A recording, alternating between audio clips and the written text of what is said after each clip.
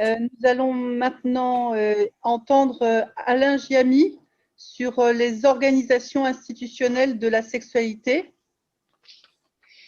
Alain Giamy est chercheur en sciences sociales, directeur de recherche émérite à l'INSERM. Il a dirigé l'équipe de recherche Genre, Sexualité, Santé. Il est actuellement président, chair, du comité scientifique de la WAS, Association mondiale pour la santé sexuelle, et rédacteur associé de la revue Sexologie, revue européenne de sexologie et santé sexuelle. Il a été directeur scientifique de la chaire UNESCO, santé sexuelle et droits humains, de 2010 à 2014, et a été consulté à plusieurs reprises comme expert par l'OMS, l'UNESCO, le Conseil d'État, le Comité consultatif national d'éthique et l'Agence nationale de recherche sur le sida et les hépatites ANRS. Ces travaux ont porté sur les différentes transformations de la sexualité et de la sexologie dans les registres médicaux, scientifiques, psychologiques, culturels et politiques, et dans une perspective socio-historique. Il a été un des premiers en France à travailler sur la sexualité des personnes en situation de handicap.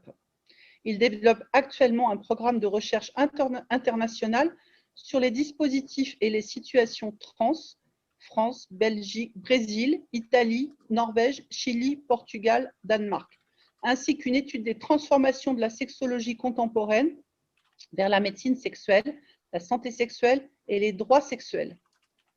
Nous vous écoutons, Alain. Bonjour. Donc, merci de m'avoir invité à ces journées qui vont se tenir en Zoom, si j'ose dire, et j'espère qu'on va pouvoir avoir des échanges. J'étais très intéressé par l'exposé de Philippe Nazali, j'espère que je prononce bien votre nom, et il y a beaucoup à dire aussi, enfin à discuter autour de ces questions sur lesquelles, je dirais, on n'arrête pas de parler depuis 40 ans. Je dirais que loin de penser qu'il y a un tabou sur la question de la sexualité dans les établissements, dans les familles et ailleurs, et y compris dans la société, je dirais, on ne parle que de ça, d'une certaine façon, et avec le sentiment que cette parole n'a aucun effet sur le réel. Et ça, c'est quelque chose qui revient, je dirais, depuis le début des années 80, si vous voulez, je suis beaucoup intervenu dans le milieu, dans les universités, dans les établissements de soins, des établissements socio-éducatifs, les pouvoirs publics, et on ne parle que de ça. Donc ça, si vous voulez, c'est un premier truc qu'il était important de rappeler avant cette journée. Alors, mon exposé n'est pas un exposé politique, hein, c'est un exposé qui est inscrit dans le champ des sciences sociales, et donc on voit bien, enfin on verra bien dans la discussion qu'il y a des différences entre les propositions avancées, disons, par ce qu'on appelle l'on appelle les politiques, et par le discours des sciences sociales que j'ai la prétention d'incarner ici. Alors, la première question, je dirais, qui se pose, parce que comme vous l'avez rappelé, la sexualité, c'est un des éléments constitutifs de la personne. Et effectivement, je veux dire, quand on parle du handicap, est-ce qu'on n'évacue pas la qualité de personne? Mais bon, je veux dire, justement, la société traite la question du handicap, et je commencerai par la conclusion de cet argument. Je dirais que le handicap, c'est nous. Je veux dire, c'est nous, c'est la société, c'est nous qui produisons le handicap, c'est nous qui produisons les moyens comment dirais-je, de remédier ou d'inclure les personnes handicapées, et c'est nous qui renforçons le handicap pour les personnes, selon l'idée qui avait été avancée par Henri-Georges Sticker il y a bien longtemps. Il nous avait rappelé que le terme de handicap, il vient d'une part effectivement du jeu de hasard, qui est la main dans le chapeau, si vous voulez, où on tire un numéro, et certaines familles disent on a tiré le mauvais numéro. Si vous voulez, c'est quelque chose qui est présent dans le langage commun, mais surtout, le handicap, c'est dans le champ des courses de chevaux, c'est le poids supplémentaire qu'on rajoute sur le dos des chevaux qui sont les meilleurs pour les mettre au même niveau que ceux qui sont moins bons. Et l'idéal du handicapeur, c'est qu'en fonction des poids supplémentaires qu'on met sur le dos des chevaux, tous les chevaux devraient arriver normalement en même temps à la fin de la course. Donc la question, effectivement, c'est est-ce que le handicap, c'est quelque chose en moins ou c'est quelque chose en plus? Ou bien est-ce que c'est les deux, hein? Je veux dire, et comment, avec quelque chose en plus, c'est-à-dire tout ce qu'on ramène sur le dos des personnes handicapées, comment, avec ce qu'on met en plus, on les transforme avec quelque chose de moins, si vous voulez. Donc, il y a toute cette dialectique entre le plus et le moins qui est importante à comprendre. Et notamment, je dirais, l'idée, c'est de penser que le handicap est un dispositif culturel, social, qui se développe depuis un certain nombre d'années et qui apparaît comme naturel, hein, je dirais, d'une certaine façon, dont on perd l'idée de l'historicité. Alors, il y a un certain nombre de questions, hein, qu'il est important de poser peut-être. Alors, la question, c'est est-ce qu'il y a une vie sexuelle à l'intérieur des établissements spécialisés, hein, je veux dire, est-ce qu'il y en a une, ou bien est-ce que c'est les interventions d'éducation sexuelle qui vont inventer, qui vont stimuler cette vie sexuelle, parce que c'est un reproche qu'on fait souvent à tous ceux qui font de l'éducation sexuelle, et pas seulement, je dis les handicapés pour faire plus vite, hein, je veux dire, mais il faudrait dire les personnes en situation de handicap. Je veux dire, il n'y a pas que je veux dire, quand on fait de l'éducation sexuelle avec des enfants, on est souvent accusé, c'est comme si on leur mettait sous les yeux de la pornographie et qu'on allait créer une sexualité chez ceux qui n'en ont pas. Donc ça, je crois que c'est important, c'est-à-dire que donc est-ce qu'il y a une vie sexuelle, je dirais, originale, spontanée de ces personnes dans les établissements, et est-ce qu'il y en a une à l'extérieur? Parce que, et si tant est qu'on fasse l'hypothèse qu'il y ait un dedans et un dehors, et que l'on puisse circuler entre le dedans et le dehors des établissements spécialisés. L'autre point, et vous avez rappelé notre ami commun, j'imagine, Jean-Louis Letellier, c'est est-ce que cette sexualité, est-ce qu'elle est spécifique? C'est-à-dire, est-ce que finalement les personnes handicapées ont une vie sexuelle qui est différente de la nôtre, hein, et si oui, en quoi?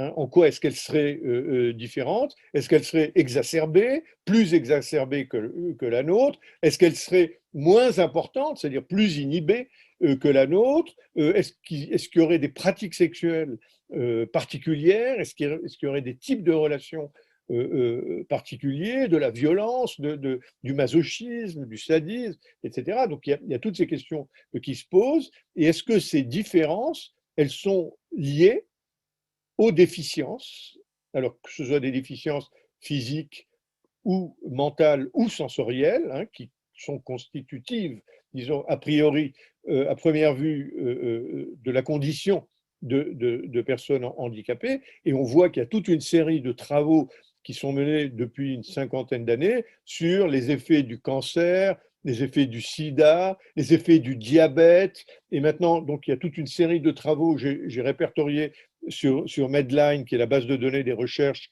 médicales et scientifiques, j'ai répertorié 350 travaux avec les mots-clés sexualité et Covid. Donc, on imagine justement que le Covid a un effet sur notre vie sexuelle et on essaye de mesurer cet effet. Et donc, la question, c'est est-ce que cette sexualité des personnes handicapées, est-ce qu'elle est modifiée, est-ce qu'elle est impactée, comme on dirait, par les déficiences et les handicaps dont ils sont porteurs, ou bien est-ce que c'est la vie en établissement qui impose des modifications à cette vie sexuelle?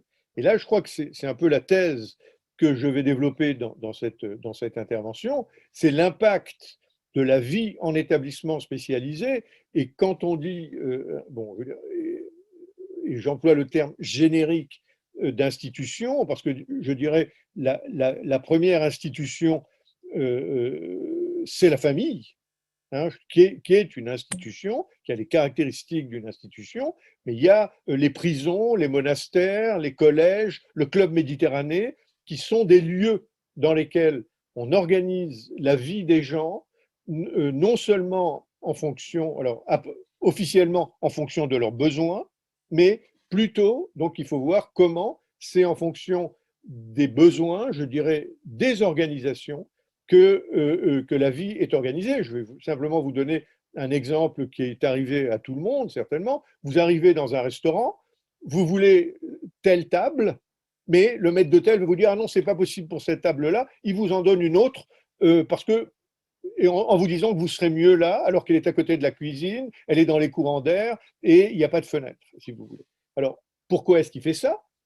Parce que son intérêt est de donner cette table à quelqu'un d'autre. Et c'est la même chose dans tous les établissements, c'est quel est l'équilibre entre les intérêts et les objectifs de la vie et de la survie des établissements eux-mêmes, des organisations, et l'intérêt objectif des personnes qui y sont accueillies. Et on voit qu'on est logés tous à la même enseigne, si vous voulez, autour de ces questions. Donc, sur la question de la sexualité, il y a un certain nombre, quelques questions de travail. Je dirais, il y a quelques catégories qui sont celles de l'interdit, de la tolérance, de la permission et de l'encouragement. Hein, c'est-à-dire, quelles sont les relations ou les pratiques qui sont interdites, celles qui sont tolérées, celles qui sont permises et celles qu'on encourage officiellement, si vous voulez. Et donc, en termes plus, disons, scientifiques, ça serait la question des scripts de la vie sexuelle qui sont imposés aux personnes en situation de handicap. Et les scripts, c'est plutôt des systèmes organisés de pratiques, de comportements, d'émotions, de représentations et de valeurs qui sont imposés aux personnes qui sont alors, dans les institutions. Alors, quand on dit institution, si vous voulez, on a tendance comment je dirais, à noircir le trait. C'est-à-dire, on imagine les choses que j'ai connues au début des années 70, quand je faisais des stages en hôpitaux psychiatriques ou ailleurs, c'est-à-dire ce que le psychiatre Roger Gentil s'appelait les murs de l'asile. Les choses ne sont plus comme ça, mais elles ne sont plus uniquement comme ça. Parce que ce type d'établissement existe toujours, même si beaucoup d'établissements ont explosé avec des services de suite, des appartements thérapeutiques, des formes d'organisation plus light, mais il faudrait voir si ce que le philosophe Castoriadis avait appelé l'institution imaginaire de la sexualité, comment les règles de ces institutions totales continuent à perdurer dans nos têtes, dans les têtes des organisateurs, disons des responsables, et dans les têtes des personnes. C'est-à-dire, quand on entre dans une institution, on sait plus ou moins comment on doit se comporter, ce qu'on doit faire et ce qu'on ne doit pas faire. Je voudrais faire une parenthèse autour de l'importance, disons, pour moi en tout cas, de cette réflexion, avec ce qu'on appelle le confinement, si vous voulez, actuel. Si vous voulez. Et avec le confinement, on se rend compte combien, je veux dire, c'est presque une situation expérimentale, un miroir grossissant. Comment on se rend compte que notre vie est réglée à tous par d'autres que nous-mêmes, si vous voulez. Mais c'est le cas d'habitude, parce que notre vie est réglée par le travail, par la santé, par la famille. On ne fait pas ce qu'on veut, si vous voulez, d'une certaine façon. Mais là, ça va beaucoup plus loin que les formes d'organisation sociale de la vie quotidienne, c'est-à-dire disons, le contrôle est beaucoup plus poussé qu'auparavant, c'est-à-dire est-ce qu'on doit sortir, est-ce qu'on peut sortir, avec qui, à quelle heure, avec qui est-ce qu'on a le droit d'aller voir, qui est-ce qu'on n'a pas le droit d'aller voir, est-ce qu'on ne peut voir que la famille, pour ceux qui n'ont pas de famille, qui ont des partenaires sexuels de passage. Je pense qu'il y a toute une série de personnes qui ont des vies sexuelles nomades, par exemple. Qu'est-ce qu'ils peuvent faire, qu'est-ce qu'ils ne peuvent pas faire, ceux qui sont bloqués à la maison avec des gens qui détestent, si vous voulez, etc., etc. Donc, je crois que la réflexion sur l'organisation institutionnelle de la sexualité, elle va au-delà des établissements carcéraux, si vous voulez. Elle passe par les établissements plus light, plus ouverts, où on a détruit les murs, les barrières, si vous voulez, de séparation physique et visible, mais où ces choses-là fonctionnent beaucoup plus dans notre imaginaire. Alors, mon point de vue, si vous voulez, il est différent de celui des professionnels, des personnes, des parents et des hommes politiques, si vous voulez. Il s'est forgé au cours je dirais, alors j'avais dit des 30 dernières années, mais en fait c'est les 40 dernières années. Le temps passe vite, vous voyez la couleur de mes cheveux qui reste. Et il est fait, c'est-à-dire que ce qui fait la différence entre un chercheur et un praticien ou une personne qui est impliquée dans sa propre vie, c'est le fait que le chercheur est un peu plus distancié, il n'est pas pris dans l'urgence des situations, il n'a pas à se lever de son bureau toutes les 5 minutes pour aller retenir un adolescent qui va se jeter par la fenêtre ou retenir quelqu'un qui s'est brûlé, appeler la police ou appeler le SAMU ou une ambulance. Donc il y a je dirais, ce confort qui est le fait qu'on n'est pas soumis à l'urgence qui permet de réfléchir et de distancier les situations.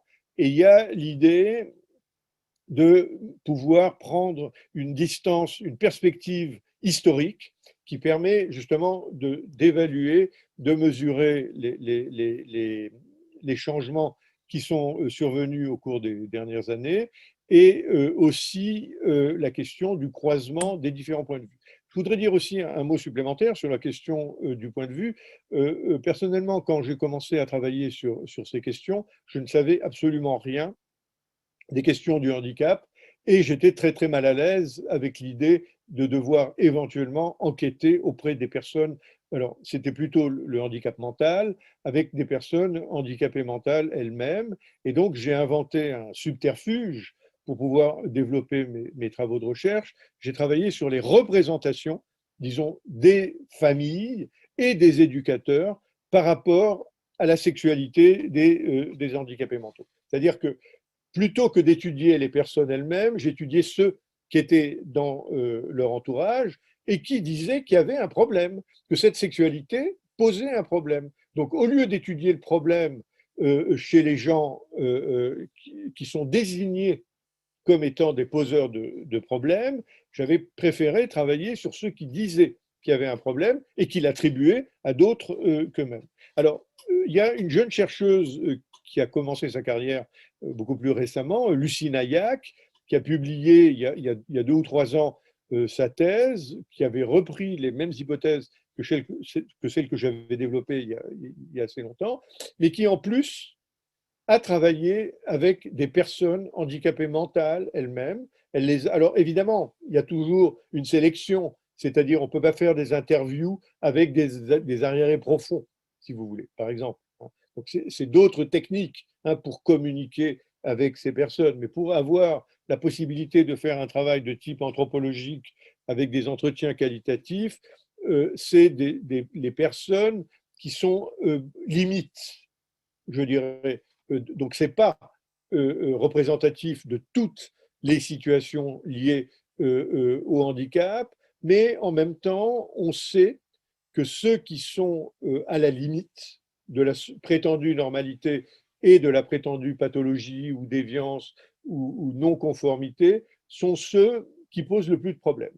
Il y avait eu une étude qui avait été faite il y a quelques années dans des familles où il y avait des personnes handicapées mentales autour des attitudes des frères et sœurs de cet enfant handicapé mental. Et ce qu'avait trouvé la personne qui avait fait cette étude, c'était que les fratries avaient des attitudes extrêmement négatives à l'égard du handicapé lorsque celui-ci était peu handicapé, et qu'elles avaient des attitudes plus positives quand le handicapé était très handicapé et était visiblement handicapé.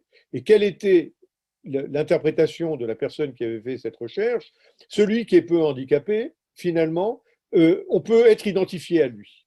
Il est comme nous, finalement, et on a besoin de s'en distancier. Celui qui est très handicapé, comme on dit dans les courses, il n'y a pas photo. C'est-à-dire, on voit bien que lui est handicapé et que nous, on ne l'est pas. Ce qui permet d'être plus gentil, plus sympa, plus tolérant avec celui qui est placé dans l'altérité par rapport à nous-mêmes que plutôt par rapport à celui avec lequel on peut être identifié parce qu'on fait partie de la même famille. C'est ce qu'on appelle l'aura, hein, je veux dire, le halo, disons, du handicap. Et une chercheuse qui est maintenant décédée, Nicole Diederich, qui avait beaucoup travaillé sur ces questions à l'époque, avait montré à propos des pratiques de stérilisation des femmes handicapées mentales qu'on stérilisait beaucoup plus celles qui auraient été en mesure d'avoir des enfants et de s'en occuper que celles qui étaient très handicapées pour pouvoir, même à la limite, avoir des relations sexuelles ou de s'occuper de ses enfants. Donc on voit bien, si vous voulez, qu'il faut toujours déconstruire, comme dirait Derrida, quelque chose qui apparaît comme un donné globalisant. Le handicap, les situations de handicap, ça implique des situations extrêmement différentes, non seulement par rapport au type de déficience ou d'incapacité qui est à l'œuvre, mais par rapport à ce qu'on appelle le degré de handicap et la visibilité du handicap pour ces personnes. Donc ça, je crois que c'est quelque chose qui méritera peut-être d'être discuté. Alors, mon travail, comme on l'a dit, il est surtout sur la question de la sexualité, et notamment j'ai beaucoup travaillé sur toutes les questions autour de sexualité et santé, et sur les droits de l'homme. Donc, quelles sont les idées qu'on a actuellement, si vous voulez? Quelles sont les idées qui prédominent actuellement sur la sexualité? Il y a l'idée, justement, qui vient depuis le début du XXe siècle, qui vient en partie de Freud, hein, selon laquelle la sexualité est au fondement des identités, des subjectivités et de la dignité humaine. Et sur ce plan-là, Michel Foucault est tout à fait dans la continuité des travaux de Freud, dans la mesure où il a considéré que la sexualité, c'était le chemin, la voie royale pour accéder à la vérité. De la même façon que Freud avait dit que c'était le rêve qui permettait d'accéder à l'inconscient. Donc, il y a quelque chose qui est tout à fait intéressant au cours du XXe siècle, à deux époques différentes, avec deux personnalités extrêmement différentes, c'est que finalement, la sexualité, c'est autre chose que le sexe, je dirais d'une certaine façon, et, et tous les efforts de la médecine je dirais, depuis le 19e siècle, bien évidemment, mais surtout depuis 1998 et très précisément depuis le 15 octobre 1998, date à laquelle le Viagra a été mis sur le marché et qui a sonné justement le renouveau de la médecine sexuelle, c'est-à-dire d'une posture qui isole la fonction sexuelle, le fonctionnement des organes génitaux en vue du plaisir et de la reproduction, qui l'isole des aspects de l'identité, de la subjectivité et de la vérité, qui fait de la fonction sexuelle une fonction comme la fonction respiratoire, la fonction digestive, etc. Donc, on voit bien qu'il y a deux courants qui s'opposent. Il y a le courant, je dirais, de la subjectivité et de la vérité, hein, et la sexualité comme étant ce qui permet d'accéder à ces choses-là. Et il y a le courant plus biomédicalisé qui limite la sexualité au fonctionnement des organes génitaux, de la peau et aux conséquences des médicaments, si vous voulez, et qui considère qu'effectivement, l'activité sexuelle et la satisfaction sexuelle sont des éléments importants de la santé. Hein. Je veux dire, on voit bien, par exemple, par rapport à la masturbation, jusqu'au milieu des années 60, la masturbation était la mère de toutes les maladies, de toutes les pathologies. On devenait sourd, muet, aveugle, impuissant, stérile, idiot, criminel, etc. Et il y a quelques années, le British Medical Journal recommande la pratique de la masturbation, mais ça ne s'appelle pas comme ça, la pratique des éjaculats pour la prévention du cancer de la prostate. Donc, on voit bien ce qui était quelque chose, les effets de ce qu'on appelle la médicalisation, c'est-à-dire on transforme quelque chose qui était un péché ou un crime, la masturbation, ou une maladie ou une pathologie, en une prescription normative médicale. C'est-à-dire, avant, c'était il ne faut surtout pas se masturber et on vous attachait les mains pour pas que vous vous masturbiez pendant la nuit. Maintenant, c'est on vous recommande de vous masturber au moins 20 fois par mois pour éviter pour les hommes le cancer de la prostate. Mais Beverly Whipple, une des personnes qui a découvert ou inventé le point G, considère que la masturbation et l'orgasme permet aux femmes d'éviter la migraine, par exemple. Donc, on voit bien comment l'argumentation de la santé, comment dirais-je, l'argumentation de la santé légitime la pratique, certaines pratiques sexuelles qui étaient considérées jusqu'à il n'y a pas longtemps comme des crimes, des péchés ou des pathologies. C'est la même chose avec l'homosexualité qui, jusqu'en 1973, était non seulement une maladie mentale, mais est toujours dans certaines régions du monde un délit ou même un crime qui vaut sanction. En 1973, la Société américaine de psychiatrie a considéré, en pleine guerre du Vietnam, à San Francisco, que l'homosexualité n'était plus une maladie mentale.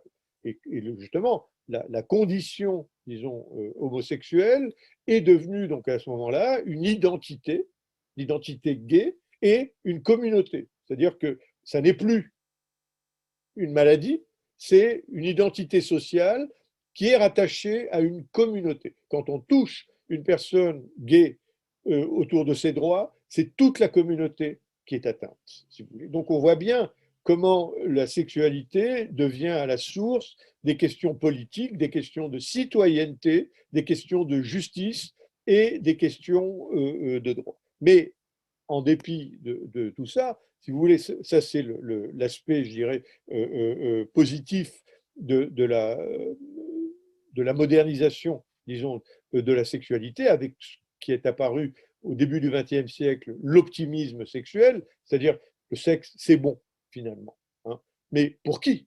Hein, pour qui est-ce que c'est bon? Quels sont ceux qui sont exclus de cette béatitude, si vous voulez? Hein. Quels sont ceux pour qui il est recommandé d'accéder à cette béatitude? Et j'emploie volontairement un langage religieux. Donc, simplement, cet optimisme est plus que tempéré par ce que j'appellerais le pessimisme sexuel, selon lequel le sexe est à la source et la cause d'un certain nombre de risques. Alors évidemment, pour qui, hein, je dirais, il y a des risques de grossesse non programmée ou non désirée. Il y a la question de la sexualisation ou même l'hypersexualisation des adolescentes, hein, considérant que les personnes de moins de 15 ans, 16 ans, 17 ans, 13 ans, 14 ans, suivant les régimes de vérité dans lesquels on se trouve, ne sont pas en mesure de donner le consentement, et le consentement est devenu la valeur morale et juridique suprême qui fixe la légitimité de toutes les pratiques sexuelles, et on le voit dans les transformations de la psychiatrie américaine et de la liste des maladies mentales, des paraphilies de l'OMS, ne subsistent dans la liste des perversions sexuelles que les perversions sexuelles qui ne sont pas fondées sur un consentement entre les personnes. Par exemple, le voyeurisme est toujours une perversion sexuelle parce que le voyeur ne demande pas son avis à la personne qui regarde. Parce que s'il lui demandait son avis, ce ne serait plus du voyeurisme. Et pareil pour les exhibitionnistes,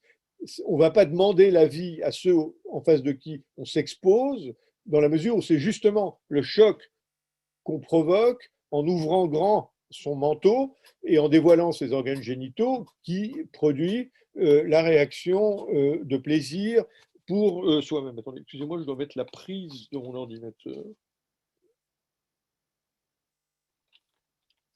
Autrement, ça va s'arrêter. Voilà. Donc, on voit bien, alors qu'inversement, ce qu'on appelle le BDSM, c'est-à-dire le sadomasochisme négocié, a été exclu des listes de paraphilie parce que, quoi qu'on fasse, si on a le consentement entre les deux partenaires, ça n'est plus une déviance, ça n'est plus une pathologie, ça n'est plus un crime. Alors ça pose la question, jusqu'où, si vous voulez? On avait découvert il y a quelques années en Allemagne un type qui proposait aux gens de les bouffer, si vous voulez. Et il a eu des réponses positives à ces petites annonces. Il y avait un certain nombre de gens qui acceptaient d'être dévorés physiquement par ce cannibale, si vous voulez.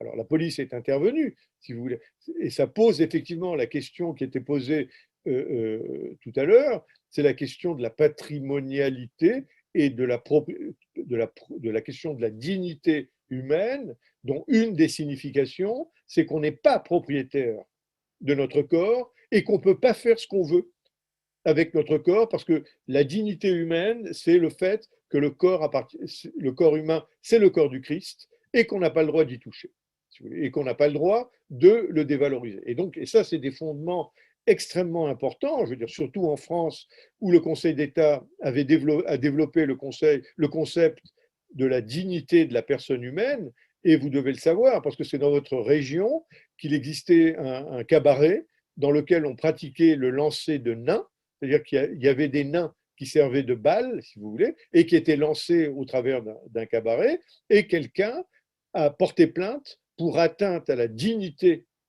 de la personne humaine, alors que les nains en question se sont trouvés lésés d'avoir perdu leur emploi et n'étaient pas du tout contents. Donc c'est la même chose avec la prostitution, c'est la même chose avec l'idée, le changement de sexe, la modification des organes génitaux, la chirurgie esthétique, toutes ces questions, jusqu'à quel point est-ce qu'on est propriétaire de son corps. Et ça a été posé avec, comment dirais-je, avec force dans les années 70, au moment de la libéralisation et la dépénalisation de l'avortement. Les femmes se sont déclarées propriétaires de leur corps. Elles avaient fait le diagnostic de grossesse, elles connaissaient le traitement à mettre en œuvre, elles allaient voir le médecin et elles lui demandaient d'accomplir le diagnostic qu'elles avaient fait et le traitement qu'elles avaient identifié. Donc ça, je veux dire, ça modifie le fonctionnement du pouvoir, de la médecine, d'une façon relativement radicale, en redonnant aux personnes le droit, non pas en le redonnant, en acceptant la conquête du droit sur son propre corps, la propriété de son propre corps, qui n'est toujours pas réglée, bien évidemment.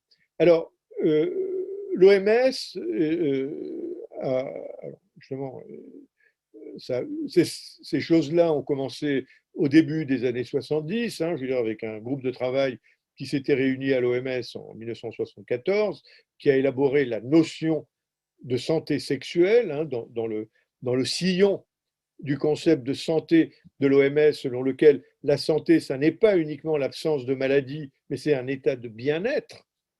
Et comment, d'une certaine façon, on passe de la médicalisation de la vie, c'est-à-dire on traite les pathologies et on considère tout ce qui est à traiter comme une forme de pathologie, mais comment au contraire on passe à la santéisation. C'est la santé qui est la préoccupation des pouvoirs publics, et ça, vous devez le savoir, dans la mesure où la Constitution de 1946, celle qui avait été élaborée par le général de Gaulle, elle donnait à l'État la responsabilité de la santé de la population. Alors cette mention a disparu par la suite, enfin je n'ai pas suivi, disons, les transformations des règles du droit constitutionnel en matière de santé, mais à la libération, en période de la sécurité sociale, etc., on considérait que la santé était du ressort des pouvoirs publics. Et donc là, on voit que ça rentre sous la juridiction des instances, disons, de santé. Alors, c'est la santé publique, ce n'est pas uniquement les médecins. Et c'est l'idée selon laquelle, finalement, un organisme comme celui comme celui de l'OMS, d'une part, considère que la santé sexuelle, c'est le respect, c'est la positivité, c'est la possibilité d'avoir du plaisir, si vous voulez, c'est la possibilité d'être sans discrimination et sans violence. Et surtout, on synthétise cette idée avec la notion de droit sexuel et que finalement, on peut être en bonne santé uniquement si les droits des personnes sont respectés. Alors, c'est posé sur la santé sexuelle, si vous voulez, et sur la vie sexuelle, mais c'est l'époque où il y a les déclarations universelles des droits de l'homme et va se poser et se pose actuellement avec beaucoup de, comment dirais-je, beaucoup d'importance la question du lien entre la santé et ce que j'appelle de façon plus générale la liberté. Plutôt que de parler des droits humains, je dirais la question de la liberté. Est-ce qu'on a besoin d'être libre pour être en bonne santé, si vous voulez, et dans certaines situations, oui, ou est-ce qu'on peut sacrifier des libertés pour maintenir la santé? Et on est au cœur, si vous voulez, du débat actuel, et beaucoup de gens considèrent que ce qu'ils perçoivent comme des restrictions de liberté ne leur permettra pas d'être en bonne santé, si vous voulez, ou font un distinguo total entre la santé et la liberté. Donc l'OMS lance ces choses-là. Donc il y a la déclaration de la santé sexuelle qui est validée comme définition de travail, qui n'est toujours pas validée officiellement par l'OMS. Et par la suite, si vous voulez, l'autre point qui se développe à partir de 1997 et qui est validé en 99, c'est la question des droits sexuels. Alors, je vous les cite là ici, mais vous les trouverez dans les publications que j'ai envoyées donc, aux organisatrices et sur les sites Internet, la question des droits sexuels, si vous voulez. Et je diffuse ici justement la définition, la liste des droits sexuels qui a été revue en 2014 par la OAS, l'Association mondiale pour la santé sexuelle, et je la soumets à votre réflexion. Est-ce que cette liste est, je veux dire, je dirais les choses autrement, est-ce que les règlements intérieurs de vos institutions, de vos établissements en matière de sexualité sont-ils conformes à cette déclaration internationale des droits sexuels, si vous voulez? Et ça, disons, alors, si vous voulez, je suis un peu embêté parce que cette communication, elle était censée intervenir après une matinée de travail en atelier, si vous voulez. Donc, c'était l'idée de compléter ce qui apparaissait en atelier par quelque chose de plus théorique hein, et de plus politique. Donc là, je veux dire, il faudra voir dans quelles circonstances on pourra reprendre le travail concret, le travail justement de bénédictin, du travail quotidien dans les établissements, je dirais, télécharger cette définition, cette liste, et il y en a, il y en a encore 5, il y en a encore quelques-uns qui viennent par la suite, si vous voulez, en quoi les règlements des établissements dans lesquels vous travaillez, s'il en existe, hein, et il commence à en exister de plus en plus, sont-ils conformes à cette déclaration des droits sexuels? Et est-ce que cette déclaration pourrait servir de base à un règlement intérieur, si vous voulez? Le droit à ne subir aucune forme de violence ou de coercition, le droit à la vie privée, le droit de bénéficier des progrès scientifiques et le droit à l'information. Et si vous voulez, il y en avait un qui a disparu dans cette deuxième mouture, dans celle de 97, il y avait un article 5 qui revendiquait le droit au plaisir sexuel. Et ce droit au plaisir sexuel a disparu et il a été remplacé le droit de jouir de la meilleure santé possible, y compris la santé sexuelle, avec la possibilité de vivre des expériences sexuelles qui apportent du plaisir, qui soient satisfaisantes et en toute sécurité. Je vous propose de soumettre à la discussion de votre prochaine réunion d'équipe ce paragraphe et d'observer les réactions des uns et des autres à cette possibilité, mais les aménagements, les propositions, les dénis, les refus, les cris, les pleurs, les éclats de rire, et toutes ces réactions qui ne manqueront pas dans leur diversité, hein, parce que la sexualité, c'est le lieu de la controverse par excellence, qui ne manqueront pas de surgir dans vos discussions. Alors, Alain, je suis désolée d'interrompre cette présentation très intéressante, mais il vous reste 5 minutes avant les questions. D'accord, ok. Donc, je vais essayer de résumer l'autre partie. Alors, si vous voulez, il y a un certain nombre de concepts qu'on peut utiliser pour comprendre les institutions, et je vais aller assez vite. Donc, il y a le concept d'hétérotopie qui était défini par Michel Foucault, qui sont comme ces lieux qui sont une localisation physique de l'utopie, mais en même temps de l'abjection, si vous voulez. On peut considérer qu'une hétérotopie, c'est aussi bien un phalanstère, un kibbutz, qu'un camp de concentration. C'est des lieux, justement, où on invente une forme de vie à l'écart de la société et en marge de la société. L'autre idée, c'est qui permet de penser ces choses-là, c'est le supplément au voyage de Bougainville de Diderot, qui est un grand classique.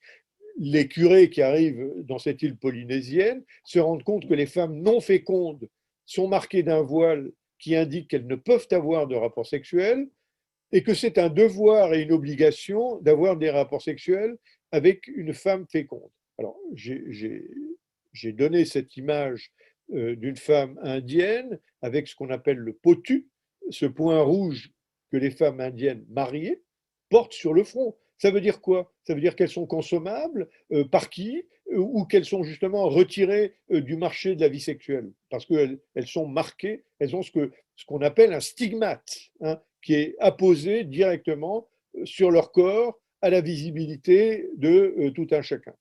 Il y a un autre texte qui me semble très important, c'est celui du Marquis de Sade.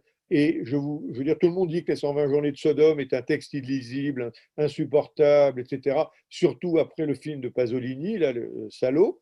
Mais je vous recommande de lire le règlement des 120 journées de Sodome, qui fait 30 pages, que vous trouvez sur Internet, et qui considère que l'organisation est au service de plaisirs obligatoires, que sont illicites les rapports pouvant conduire à la procréation. C'est-à-dire, ce qui est interdit, c'est ce qu'on appelle les rapports normaux, si vous voulez, c'est-à-dire les rapports péniens vaginaux entre un homme et une femme pouvant conduire à la procréation. Et ça, quand une femme se retrouve enceinte, elle est condamnée à mort. Hein, et l'homme qui a contribué à la grossesse de cette femme est condamné à une lourde peine. Alors, je vous suggère de comparer ce récit imaginaire du marquis de Sade avec les situations où, dans des établissements, il y a une adolescente qui se retrouve enceinte. Qu'est-ce qui se passe avec elle et qu'est-ce qu'on fait pour éviter de se trouver dans cette situation? Elle est virée, elle est renvoyée.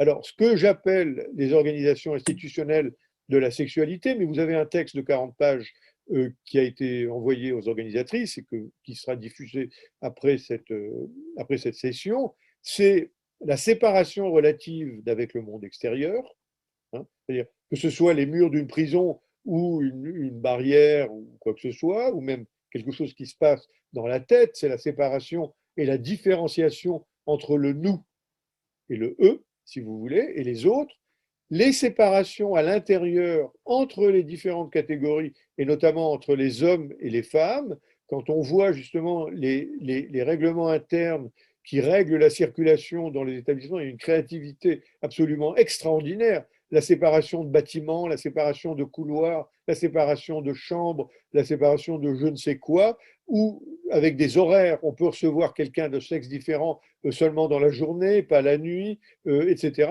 Donc on voit bien, quand on étudie de façon presque ethnographique les règlements de ces organisations, on voit bien que tout ça est réglé sur du papier millimétré, qu'il y a une contradiction avec la forme répandue de vie socio-sexuelle de la santé, qui est le couple, c'est-à-dire que le couple, c'est difficile à gérer dans un établissement, et on fait en sorte que ça n'arrive pas, et que d'autre part, je dirais, la procréation d'une personne handicapée est la pire des choses qui puissent arriver dans un établissement parce qu'on ne sait pas quoi en faire. Et donc, tous les interdits liés à la vie hétérosexuelle, commune, banale, sont probablement explicables par la possibilité de la procréation, à laquelle on a essayé de suppléer, d'une part par la séparation entre les sexes, et d'autre part par ce dont on a parlé tout à l'heure, par les pratiques d'eugénisme privé, parce qu'en France, il n'y a jamais eu de politique eugéniste visant à réduire le taux de fécondité. On a toujours eu besoin de plus d'hommes, hein, pour aller à la guerre en France. On n'a jamais interdit et limité les possibilités procréatives, mais dans les familles et dans les institutions, on a tout fait pour éviter que certaines personnes fassent des enfants, c'est-à-dire par la séparation, par la stérilisation définitive des femmes surtout, et par les méthodes contraceptives obligatoires et placées sous la responsabilité de personnes extérieures. C'est-à-dire que ce qui caractérise le contrôle et la régulation de la vie sexuelle et reproductive de ces personnes, ce n'est pas leur choix personnel, c'est le choix d'autres personnes qui est appliqué sur leur propre corps, je dirais, à leur corps défendant, sans leur demander leur avis. On n'a jamais demandé l'avis à une adolescente handicapée mentale légère de savoir si elle voulait être stérilisée, si elle allait renoncer définitivement à la possibilité de procréer, si vous voulez. Et quand elles s'en rendent compte, c'est un drame pour beaucoup d'entre elles. Alors, je ne suis pas quelqu'un qui plaide pour la natalité, si vous voulez, à tout crin et à tout prix, mais j'essaye de comprendre les paradoxes, si vous voulez, les difficultés et les impasses du droit à disposer de soi-même et de son propre corps, et comment ces droits sont déniés à un certain nombre de personnes. Voilà. Alors, juste peut-être une dernière chose, des données d'enquête, hein, parce que là c'est des propos qui sont très généraux. En 98, alors il n'y en a pas eu depuis, hein, il y a eu une grande enquête de l'INSEE sur handicap, incapacité et dépendance, dans laquelle on avait réussi avec des collègues de l'INED à inclure des questions sur la sexualité, mais bon, pour l'INSEE, l'humain s'arrête au-dessus de la ceinture, si vous voulez. Et donc, la seule chose qu'on avait réussi à inclure, c'était le fait d'être soit en situation conjugale légale ou d'avoir un partenaire sexuel non conjugal et d'avoir eu des enfants. Et on avait considéré que le fait d'avoir eu un enfant était l'indicateur d'avoir eu au moins une fois dans sa vie un partenaire de sexe différent, avec un rapport sexuel, si vous voulez. Donc c'est comme ça qu'on a dû travailler. Et dans cet article, on montrait bien, si vous voulez, bon, je ne vais pas entrer dans le détail des chiffres, mais on va prendre les résultats, si vous voulez. Dans les institutions, alors on a comparé les handicapés qui vivaient en institution, ceux qui vivaient en ménage et la population générale française. Et on a trouvé, si vous voulez, des différences énormes, d'une part, entre ceux qui vivaient en institution et ceux qui vivaient en ménage, parmi les personnes handicapées, et ceux, quel que soit le type de handicap, qu'on soit handicapé mental, physique, sensoriel ou autre. Et c'était frappant de voir que les possibilités d'avoir un partenaire, d'avoir un enfant ou de vivre en couple étaient bien moindres quand on est en institution que quand on vit en ménage. La seule différence pour ceux qui vivaient en ménage, c'est qu'ils avaient moins de possibilités d'avoir un partenaire sexuel non conjugal que quand on est en institution. Et ça, c'est intéressant, parce que ça veut dire que la famille tolère sa reproduction, c'est-à-dire le couple marié, etc., mais tolère beaucoup moins le fait d'avoir des partenaires sexuels. Donc on voit bien l'effet croisé, disons, des différentes institutions qui gèrent la vie des personnes.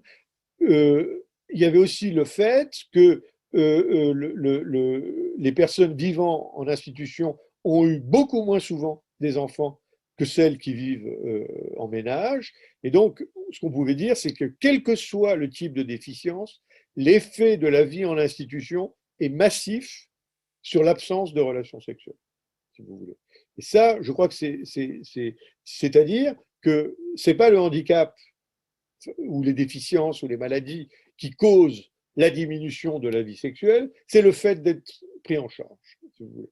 Donc, je crois que c'est l'idée principale sur laquelle je vous invite à réfléchir et à discuter, c'est-à-dire d'avoir un regard peut-être. Alors, les cliniciens vont avoir certainement un regard sur les effets des blessures médulaires, du diabète, parce que ça a des effets, bien évidemment, sur la vie sexuelle, mais peut-être d'avoir un regard plus précis et plus attentif aux conditions de vie qu'on impose aux personnes. Voilà. Et la dernière chose, voilà, c'est vraiment la dernière, je vous le promets, Madame la Présidente, parce que je ne résiste pas à la provocation, ceux qui me connaissent le savent. Je voulais vous passer, disons, cette image qui date déjà de 2003, que j'avais trouvée dans un magazine norvégien auquel j'avais été abonné par certains de mes amis, donc comme je ne lis pas le norvégien, je ne pouvais que regarder les photos, un très beau magazine érotique, artistique, et cette image m'avait frappé, si vous voulez, parce qu'elle venait à l'encontre de tous les stéréotypes négatifs de la sexualité des personnes handicapées. Alors, on voit bien, alors c'est une image, hein, je veux dire, on ne sait pas si cette personne est vraiment handicapée. C'est-à-dire que si elle a vraiment perdu l'usage fonctionnel de ses jambes, mais en tout cas, elle n'a pas perdu l'usage érotique de ses jambes, dans la mesure où elle les recouvre de cuissardes en cuir extrêmement intéressantes. Deuxièmement, donc elle exerce consciemment et volontairement un effet érotique sur certains, pas sur tout le monde, hein, parce que l'érotique, c'est pas partagé, c'est pas la démocratie, si vous voulez. Deuxièmement, elle a une vie érotique et une vie sexuelle. C'est une femme. Et troisièmement, enfin, elle a une vie érotique non reproductive. Et alors qu'on considère justement que les femmes handicapées sont plutôt, comment dirais-je, je dirais pas soumises, mais subalternes et plutôt en manque, là, elle est en position de dominatrice. Dans l'iconographie SM, c'est une dominatrice. Et je trouvais que cette image venait à l'encontre de tous les stéréotypes qu'on peut avoir sur la vie sexuelle des personnes handicapées, alors au sens large du terme, mais ici en particulier des personnes qui n'ont pas l'usage de leurs jambes et qui sont assujetties à l'utilisation d'un fauteuil roulant. Voilà, je vous remercie. Vous pouvez me contacter à cette adresse qui est toujours la mienne et je répondrai éventuellement à vos questions hors champ. Voilà. Merci beaucoup. Alors, merci beaucoup Alain Giamy. Il y a deux questions. Donc, la première est le rapport à la sexualité des personnes handicapées, donc qu'on leur impose, n'est-il pas du fait de leur incapacité à se protéger? Oui, alors, je veux dire, ça pose effectivement la question des attributions de responsabilité, si vous voulez. C'est comme avec les enfants, si vous voulez. Jusqu'à quel âge un enfant, et pendant combien de temps un handicapé, disons, est incapable de donner un consentement, si vous voulez. Jusqu'à quel point est-ce qu'on va abuser de cette personne. Alors justement, quand on dit une personne handicapée, je crois qu'il faut absolument alors, entrer dans le détail, si j'ose dire. C'est-à-dire, je crois qu'il y a dans les représentations et dans les attitudes sociales et politiques et psychosociales à l'égard des personnes, je crois qu'il y a toujours eu historiquement une différence entre les handicapés mentaux et les handicapés physiques. Les handicapés physiques, on a toujours considéré qu'il fallait les réhabiliter sexuellement. Et depuis 40 ans, les travaux de Jacques Weinberg, par exemple, associés avec des urologues alors c'était surtout la sexualité masculine, hein, utilisaient les injections intracaverneuses pour rétablir les hommes atteints de blessures médulaires, pour leur rétablir des capacités érectiles. Parce que l'important, c'était des hommes jeunes, victimes d'accidents de la route, il faut les maintenir dans une forme de socialisation. Et la socialisation primaire et principale, c'est d'être marié et de faire des enfants, si vous voulez. Donc, il y a eu un espèce, quand on lit les travaux médicaux sur ces questions, et j'ai encore encadré une thèse sur la vie sexuelle des femmes blessées médulaires, il y a une espèce d'acharnement thérapeutique sur rétablir la fonction sexuelle des personnes. Mais ensuite, toute la question de la possibilité de trouver un partenaire sexuel et d'avoir une vie sexuelle satisfaisante en toute sécurité et en dehors des risques, je veux dire, tout ça, ça reste ouvert. Et effectivement, les personnes handicapées physiques et mentales sont l'objet de tout un imaginaire qui font que soit comment dirais-je, on leur nie la capacité sexuelle, soit ça devient des fétiches, si vous voulez. Il y a toute une série de perversions sexuelles, si vous voulez, qui font qu'il y a des gens qui sont attirés par quelqu'un qui est amputé ou quelqu'un qui est en fauteuil roulant, si vous voulez. C'est-à-dire certains qui ne peuvent avoir des relations sexuelles qu'avec des personnes qui ont ces attributs, si vous voulez. Donc on voit bien que l'interaction, et il y a toute une pornographie d'ailleurs à ce propos, qui met en scène des personnes mutilées, des personnes handicapées, des personnes abîmées, si vous voulez, dont le corps a été abîmé. Inversement, pour les handicapés mentaux, donc on a les deux représentations. Hein. D'une part, on les considère comme des enfants éternels qui n'auraient pas de vie sexuelle, mais d'autre part, surtout pour certains, on les considère comme des gens qui sont en situation, qui ont une sexualité non contrôlable. Et donc, la question est de savoir, justement, alors que les autres, alors que les handicapés moteurs, on a essayé de leur rétablir une vie sexuelle canalisée, normale, entre guillemets, etc., cela, il faut surtout faire attention à ce qu'il n'est pas une vie sexuelle qui gêne les autres, qui gêne les institutions. Quand quelqu'un se masturbe dans une salle de restaurant, dans un établissement, si vous voulez, ça gêne les autres, si vous voulez, qu'ils soient handicapés ou pas handicapés, d'ailleurs. Et donc, tout le travail, c'est de canaliser. Alors, il y a eu des époques où on faisait en sorte qu'on empêchait les gens de se masturber, et il y a eu des époques il y a des époques plus récentes où on essaye de leur apprendre à se masturber quand ils sont seuls ou avec la personne de leur choix dans leur chambre. Et il y a encore récemment, mais c'est très peu développé en France, il y a des éducateurs qui essayent d'apprendre aux personnes à se masturber. C'est-à-dire qu'on s'est rendu compte que les gens ne savaient pas se masturber, qu'à force de se frotter les organes génitaux, ils provoquaient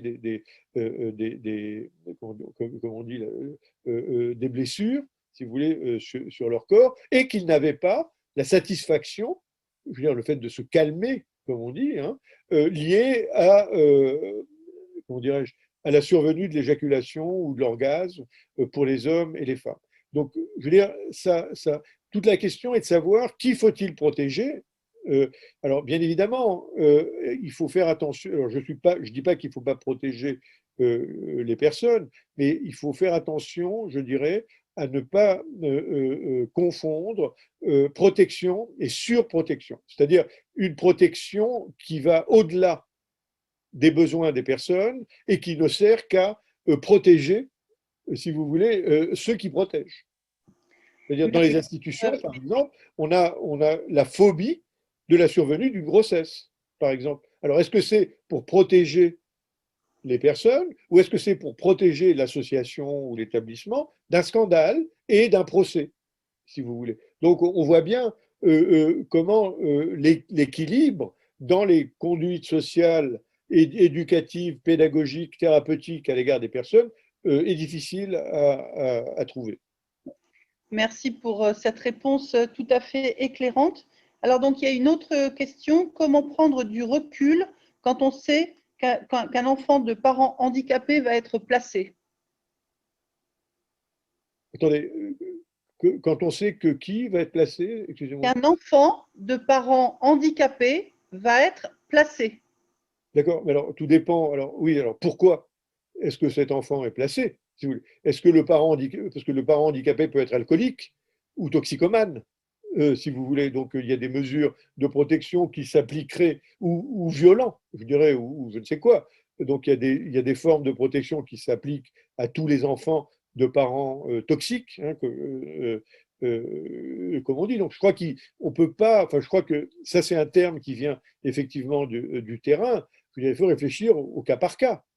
Si, vous voulez. Si effectivement on retire, alors est-ce que c'est un enfant de quel âge, si vous voulez, qui va être placé, hein, je veux dire, est-ce que c'est un enfant à la naissance qui va être retiré à une mère adolescente qui a été enceinte à la suite d'un viol, par exemple, hein? Je veux dire, qu'est-ce qu'on fait de cet enfant, hein? Je veux dire, est-ce qu'on essaye d'apprendre à la mère de s'en occuper, etc. Et le fait de dire que ces parents-là ne sont pas en condition de citoyenneté et psychologique de s'occuper de leurs enfants est l'argument principal à l'empêchement de la procréation. Mais quand on voit les critères qui sont avancés pour empêcher les handicapés mentaux d'avoir des enfants, c'est-à-dire qu'il faut être dans une relation stable, il faut avoir un boulot, il faut avoir un salaire, il faut avoir un appartement, etc.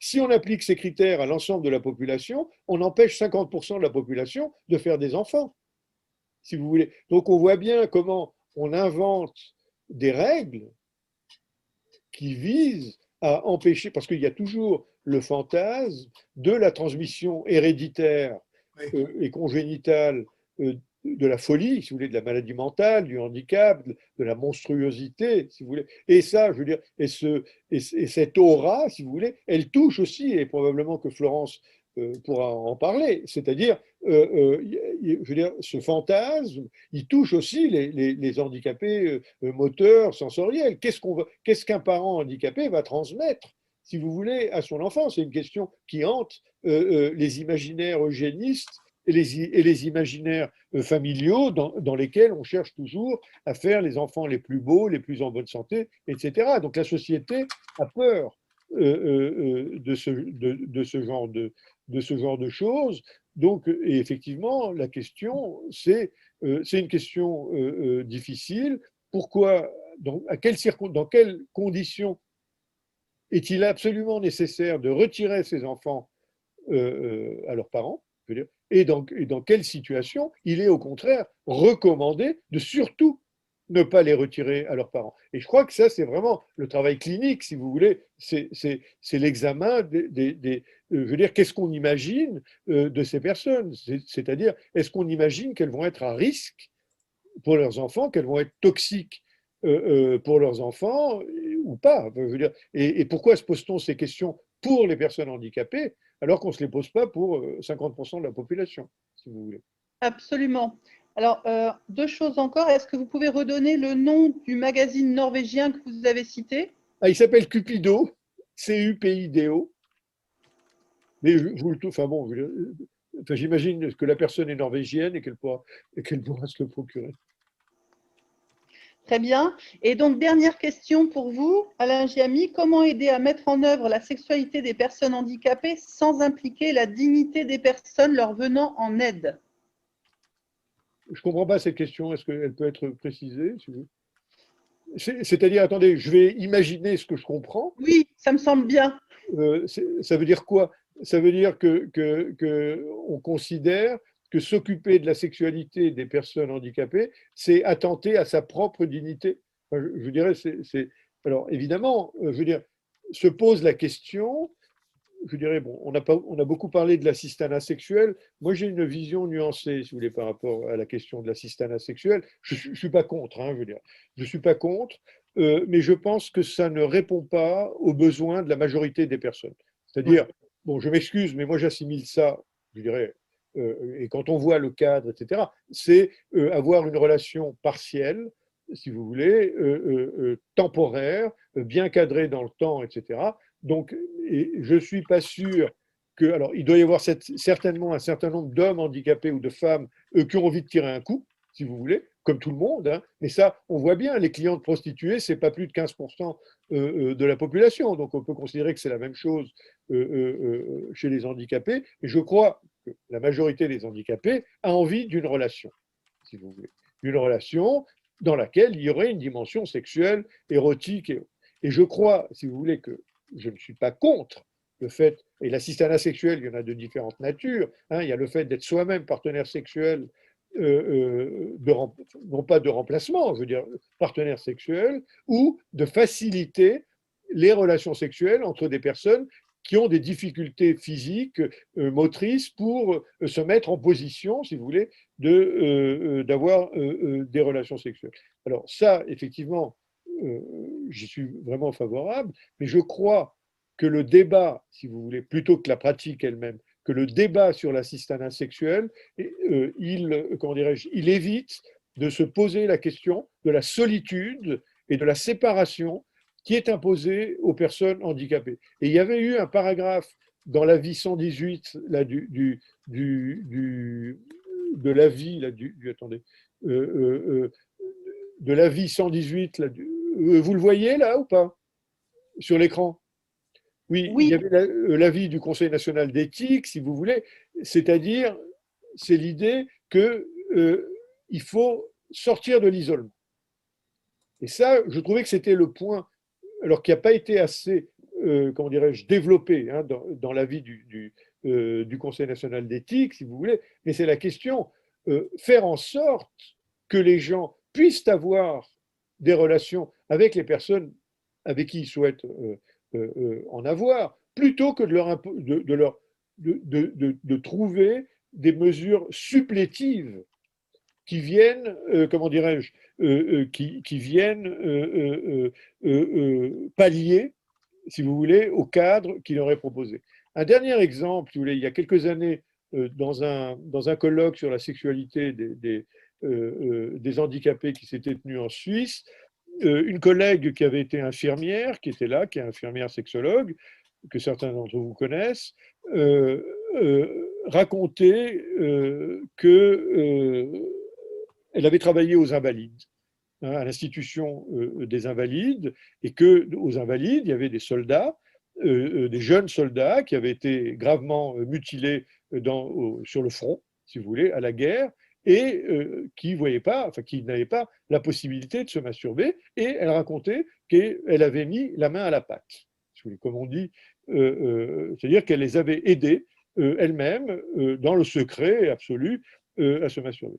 Alors, si vous voulez, ça a provoqué un silence dans la salle. Comment, justement, alors ça pose la question de la dignité, si vous voulez, du soignant, c'est-à-dire comment une femme qui est une professionnelle soignante, qualifiée, etc., peut-elle s'abaisser à masturber ces jeunes hommes, alors avec en plus, je veux dire, c'est pas n'importe où, hein, c'est ce qu'on appelle les héros de la nation, hein, les héros de la République, hein, ceux qui ont fait la guerre, qui ont donné leur corps, leur vie, leur sang à la France. Allez, un silence de mort. Et à ce moment-là, moi, je prends la parole et je dis, imaginez un seul instant que ce soit moi qui ai masturbé une jeune adolescente handicapée mentale et que je le dise en public, les gendarmes seraient déjà là pour me mettre en prison. Donc, on le voit, cette question, alors, moi je dirais, ça ne se pose pas en termes, je ne l'ai jamais fait, hein, je le dis tout de suite, parce que je n'ai jamais été éducateur de toute façon, mais cette question de la dignité, justement, elle pose la question du genre. C'est-à-dire, quand c'est un homme qui va venir aider de façon informelle une femme, et que ce soit une vieille dame, une femme d'âge, disons, adulte, ou une adolescente ou une enfant, il va en prison immédiatement. C'est considéré comme un abus sexuel. Quand c'est une femme qui va apporter une aide à un patient de sexe masculin, et d'ailleurs, enfin, c'est moins documenté, mais il y a certainement aussi des aides que des femmes apportent à des femmes, si vous voulez. Mais quand une femme apporte une aide à un homme, soit on en rigole, soit on fait un peu la moue comme ça, mais on n'appelle pas la gendarmerie. Et il y a une histoire qui est racontée par Pascal Molinier, qui a beaucoup travaillé comme psychosociologue en faisant de l'accompagnement des équipes. Et elle avait travaillé auprès d'une équipe qui s'était occupée d'un vieux monsieur, c'est le cas de monsieur Georges, je pourrais vous envoyer les références bibliographiques, que quand il est mort, dans l'établissement dans lequel il était, elles sont toutes venues, les assistantes, enfin les aides-soignantes, pour participer à sa toilette mortuaire, enfin à ses funérailles. Et en fait, ensuite, dans le groupe de parole qu'elle animait, ces femmes racontaient comment elles lui faisaient des gâteries, comme on dit pudiquement. Et Pascale Molinier, qui est une femme, hein, je veux dire, c'est pas moi, elle posait la question de justement que si M. Georges avait pu vivre heureux toutes ces années dans cet établissement, c'est peut-être parce que les aides-soignantes lui apportaient des services sexuels. Mais on va hurler tout de suite à l'exploitation des femmes, du service sexuel, pour des choses pour lesquelles elles ne sont pas payées, si vous voulez. Donc, vous voyez, ces sujets sont compliqués. Juste la dernière chose, et après je me tais, j'ai un collègue et ami, Philippe Piton, qui travaille à Marseille en gérontologie, si vous voulez, et qui développe tout un travail, alors non pas sur le sexe, mais sur l'alimentation, c'est-à-dire avec les personnes âgées. C'est-à-dire, qu'est-ce qui tue les personnes âgées dans les établissements dans lesquels on les met? C'est qu'on leur donne à bouffer de la merde, si vous voulez. Et il dit comment le fait de maintenir en vie les personnes et en vie positive, c'est de faire en sorte que le dernier plaisir érotique de la vie, qui est le fait de s'alimenter avec des choses qu'on aime, soit encore satisfaits. Si vous voulez, autrement, si ce qu'on nous sert à bouffer ne nous plaît pas, eh ben, il n'y a aucune raison qu'on le mange. Et puis, de toute façon, c'est terminé. Et puis voilà. Je vous remercie. Merci beaucoup. Alors, donc, si on pouvait vous applaudir, on le ferait. Hein, Je me fais moi-même, voilà. Merci Si vous beaucoup. permettez, Véronique, Oui. j'avais juste un point. Alors peut-être l'ai-je déjà cité, mais ça vient un petit peu. Il y a quelques années, en CDAPH, nous avions été sollicités dans un établissement qui se trouve justement à Évry, nous avions été sollicités par une demande de prise en charge. Nous avions un médecin qui avait exigé pour des handicapés qui sont dans cet établissement, qui sont entièrement paralysés. Ils ne bougent que leurs paupières. Le médecin avait exigé qu'il y ait une éjaculation médicale régulière d'un des patients. Et c'était pratiqué par une auxiliaire de vie qui faisait ça naturellement, puisque c'est un établissement où il y a 3 cycles d'auxiliaires de vie. Et un beau jour, il y a une qui a décidé qu'il fallait qu'elle soit rémunérée pour cet acte. Et tout naturellement, c'est allé jusqu'à la CDAPH. Vous savez ce que c'est que la CDAPH? C'est la Commission départementale du droit et de l'autonomie des personnes handicapées. C'est celle qui accorde toute la reconnaissance du handicap et en particulier qui vote ce qu'on appelle la PCH, c'est-à-dire la prestation complémentaire au handicap. Et c'était dans ce cadre de PCH. Et la commission à laquelle j'appartenais à l'époque avait passé pratiquement 1 heure à se poser la question. C'est un acte médical. On est donc avec une personne qui est une soignante, même si on peut discuter des auxiliaires de vie comme soignante quand on est ministre de la Santé, mais quand on est quelqu'un du terrain, on sait que c'est la même chose. Et en fait, la réponse à la longue était venue du département. Je n'accuse pas le département. Hein. À l'heure actuelle, le président de la CDAPH est maintenant directeur d'un département de l'ARS, avait dit « la loi l'interdit, on ne discute plus ». Et on ne s'est plus jamais posé de la qualité de vie de cette personne. Voilà. Merci Philippe pour cette intervention. De toute façon, on va continuer à travailler sur cette question et là, beaucoup de portes ont été ouvertes sur lesquelles nous reviendrons peut-être dans le courant de l'année ou l'année prochaine lors de la 5e journée.